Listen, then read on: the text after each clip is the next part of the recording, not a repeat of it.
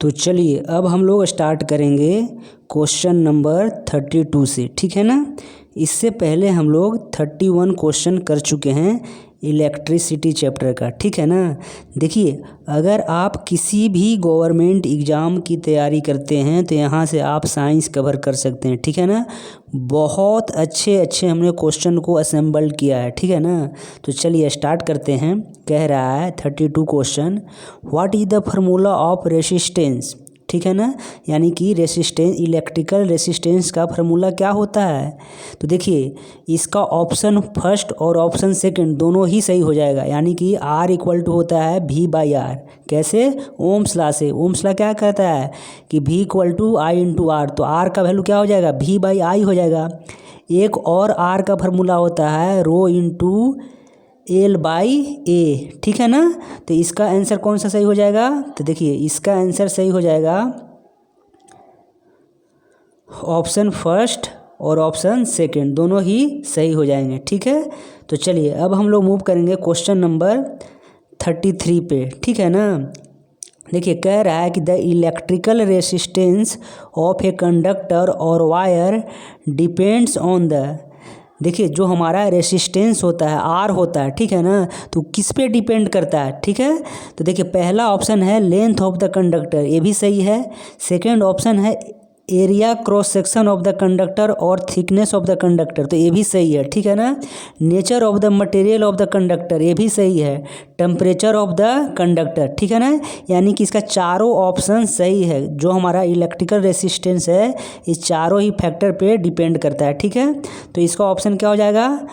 तो 1 2 3 4 सारे सही हो जाएंगे। यानी कि ये भी सही है, ये भी सही है, ये भी सही है और ये भी सही है, ठीक है। तो चलिए अब हम लोग मूव करते हैं क्वेश्चन नंबर 34 पे, ठीक है। क्वेश्चन नंबर 34 क्या कहता है कि what is the formula of resistivity. Resistivity का क्या फार्मूला होता है? तो देखिए, इसका ऑप्शन हो जाएगा थर्ड, ठीक है ना। यानी कि रेसिस्टिविटी को हम लोग रो से इंडिकेट करते हैं, तो रो इक्वल टू क्या हो जाएगा? R into A/L। यानी कि ऑप्शन थर्ड सही हो जाएगा, ठीक है। चलिए अब हम लोग मूव करते हैं क्वेश्चन नंबर 35 पे। क्या कह रहा है कि the resistivity of a conductor और a wire depends on the factor. तो देखिए, अगर हम बात करें कि option first length of the conductor, एक सही नहीं होगा, ठीक है ना। लेंथ पर डिपेंड नहीं करता है रेसिस्टिविटी, ठीक है ना। Area of the cross section of the conductor और थिकनेस ऑफ द कंडक्टर, तो यानी कि ऑप्शन 2 भी सही नहीं होगा। Nature of the material of the conductor, ये ऑप्शन सही है, ठीक है ना। टेम्परेचर ऑफ द कंडक्टर, यानी कि ऑप्शन थर्ड और फोर्थ क्या है? सही है, ठीक है। इसको थोड़ा सा हम लोग डिटेल में बात करते हैं, ठीक है। यानी कि पहले देख लेते हैं कि ऑप्शन थर्ड और ऑप्शन फोर्थ क्या है हमारा? सही है, ठीक है। देखिए, अगर हम बात करें रेसिस्टेंस वाला फार्मूला से, ठीक है ना, तो जो हमारा रेसिस्टेंस R जो बोलता है, यानी कि रेसिस्टेंस R जो बोलता है क्या बोलता है? प्रोपोर्शनल टू L/A होता है, ठीक है ना। L/A होता है, ठीक है।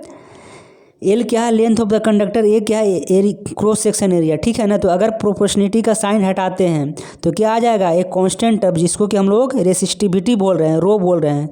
यानी कि R इक्वल टू क्या हो जाएगा? Rho into